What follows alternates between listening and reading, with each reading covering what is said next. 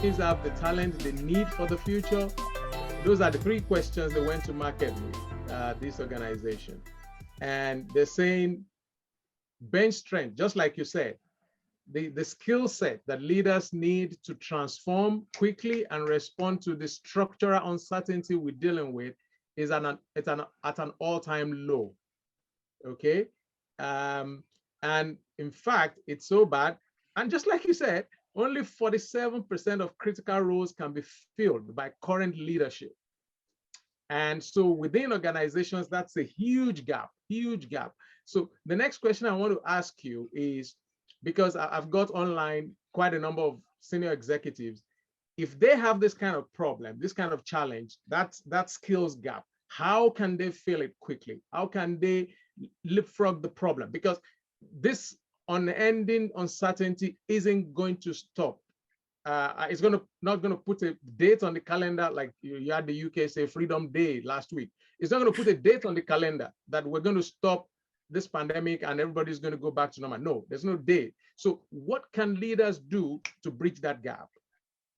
You know what often happens, Aiken, as you well know as a consultant yourself, is that what often happens is that when companies are faced with a crisis, or like the pandemic, for example, the first thing is obviously they look at cutting costs, and that's understandable because you have to look at it. But the problem is, one of the biggest costs that goes is training.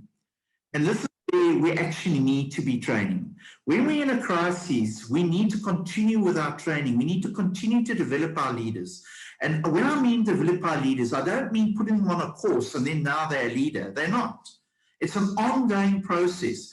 It's not like going to university and now I've got my master's or my PhD and everything else. Now I know everything. You don't.